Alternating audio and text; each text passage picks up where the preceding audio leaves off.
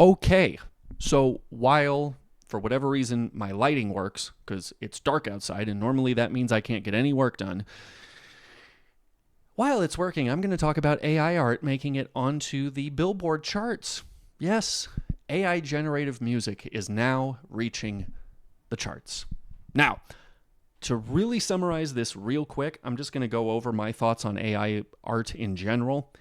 For some of you who don't know my thoughts, I've talked about it a little bit before, and I've even gotten stumped reacting to stuff that I thought was legitimate art, and then it turned out to be AI generative. So, yeah, there are a lot of ways that some of it does pretty well. I think generally speaking, it's so imperfect in a lot of other ways, though, that I think the only thing it's best served for is a tool. I have wasted money with commissions trying to compile a bunch of references in a Frankenstein's monster idea about a character that I wanted drawn, and then by the time the artist did exactly as I instructed and it ended up not being at all what I wanted, I realized I just lost money doing this. And I have even dabbled with AI music, like making instrumentals, that kind of thing. Some of it is pretty good because it is there to, you can type in different prompts, you can ask it to do different things. I feel like in some cases, especially if you're someone like me who doesn't like the general, shopping around for beats that sites like BeatStars and stuff has, where someone just has a catalog of beats that you can look through, because there are a lot of, I think, predatory views that go into their licensing agreements and things like that, as opposed to finding a producer who you can have them make you something and you own it outright, period. Exclusive rights, yours, period, done. I think that's a lot more serviceable and actually a lot cheaper.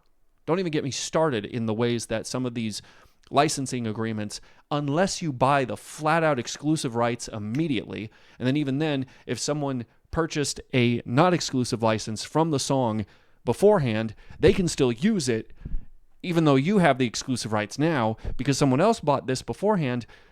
They still kind of own the rights. And then some of those have contracts every 5 years or so. You have to renew your subscription for it. No, thank you. I'd rather pay just a little bit more, get that song all the way done for me, period. There we go. So I think that in some ways, especially if you're someone who can't draw like me, or you have an idea of what kind of track you want, but you don't exactly know how to orchestrate it, it would be a lot easier for you and the producer to not sit there and go, okay, well, do you think you could make horns on this one section? Okay, well, maybe take that away. Let's do stringed instruments. No, not an acoustic guitar. What's that other stringed instrument I'm thinking of? And then you just waste everybody's time. Now, one way that I do feel kind of sorry for some people who do choose to be like, you know what? I generated this with Sora or Grok or whatever, and I'm going to put it out there as my own, and I'm just going to sit up and enjoy the benefits of proclaiming myself to be an actual artist. I feel sorry for people like that. I really do. Because there are so many people out there who can draw really, really well. And you can commission for a variety of different things. Same thing with music. There are so many producers out there. You just have to know where to look that are great, wonderful people that work really well in so many different fields. You don't have to make something. I've used, like I said, some generative music sources before. It's never that perfect. There's always some little part that's like, that sounded a little funky, So I just find it sad.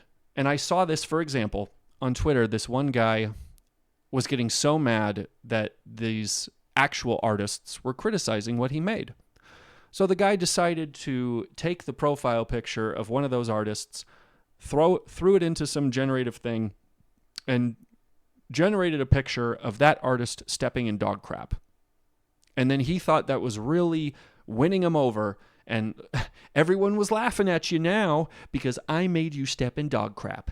You respect us, AI artists. You know what I see about that at the end of the day? I see someone who hasn't felt respect.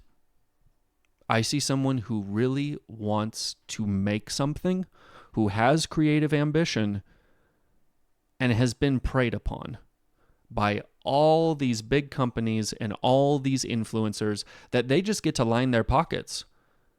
They're the ones winning out in the end, not even probably because they use the products, but because they get other people to use it and then they get the money. As they ask people, oh, you want to be on the cutting edge of all these new, cool, fun things that happen with our little portfolio you can see here with art and video? Well, just sign up for this subscription for whatever site. I think that's really sad because it preys upon something that a lot of people want, right? A lot of us have ambition, but maybe we don't have all the time to try and make something exactly the way we want with our own two hands. It's the same reason why I care to be more of a vocalist and lyricist instead of a producer. I remember sitting down trying to learn Fruity Loops and stuff like that, and it almost felt like a cognito hazard.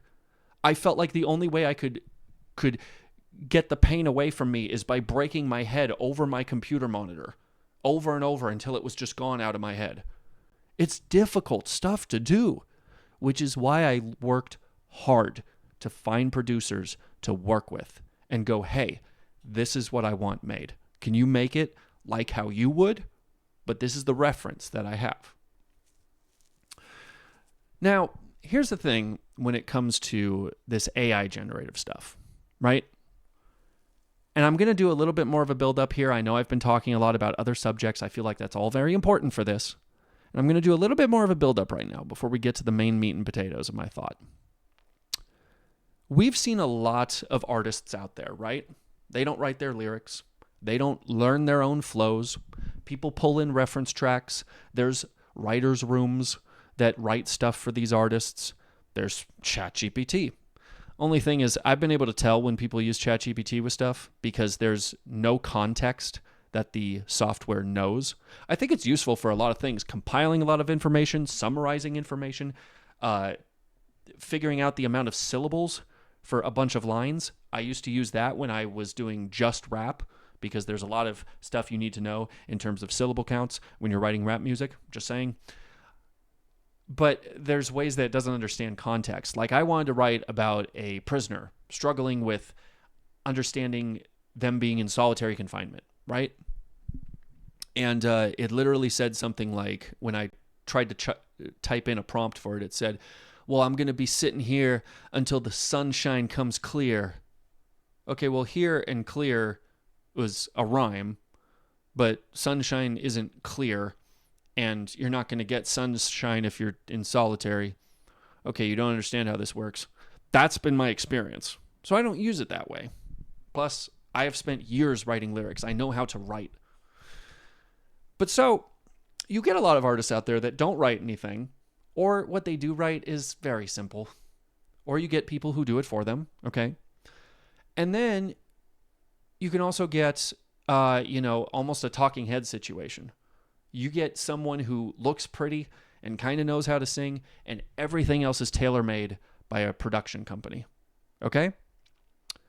And then what happens? You spend a lot of money to get a music video made by that group or artist and rakes in millions of views, right? You put that music up on Spotify, maybe it doesn't get as many views because some people realize, hey, maybe I kind of like the spectacle over the actual music. Or maybe sometimes it does get a lot of views. I don't view that as any different than someone who takes a keyboard, types in a bunch of prompts, and some voice sings up a bunch of nonsensical dribble that is as superficial and shallow as a puddle after the rain. I don't see that as any different than these artists who are no talent hacks that thrive on sensationalism and no substance. Because here's the thing at the end of the day. Those people chose to value those songs. And I think this is a bigger issue that maybe at some point the wave might crash over and will achieve some consequence, or the pendulum might swing the other way. I feel like there's some ways we're getting a little bit smarter about some forms of entertainment, and others not so much.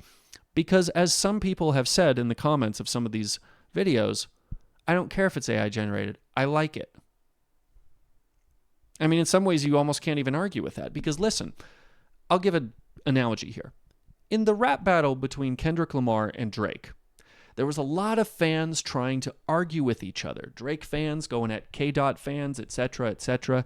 Everyone was trying to throw their weight around and argue my viewpoint's better than yours. But here's the funny thing that I don't think anyone ever talked about. Your viewpoint doesn't matter when your artist has an entirely different worldview than the person that they're criticizing. I think Meet the Grams was the best diss track in the series that Kendrick made against Drake because he tried to get to the heart of who Drake actually is. Someone who does not care about substance. He doesn't care about being honest about himself. He hides away from his issues through a lot of different vices, which he promotes to his audience as well. So, as Kendrick said, to heck with a rap battle. This is a long life battle with yourself.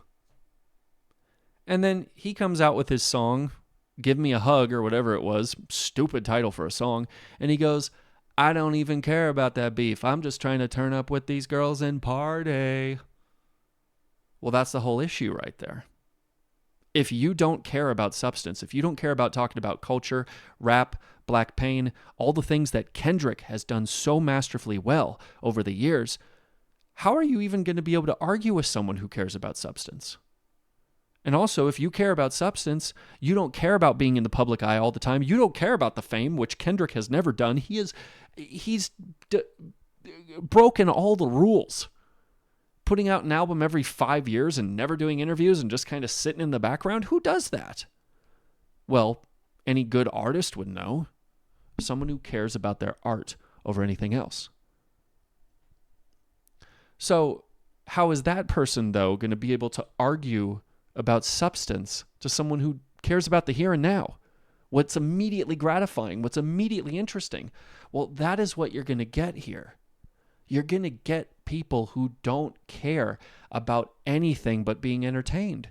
They don't even care through whose mouth it comes from, an actual person or a computer. Who cares? I want what I want. I want to be entertained, and if this entertains me, then I'm going to support it. And so long as people have that viewpoint, it doesn't matter if this is going to be AI generated or not. It doesn't matter if an artist retraces someone else's art and then says that it's theirs. If someone likes that art and they support it, then that thief has won in the end. That's the issue here.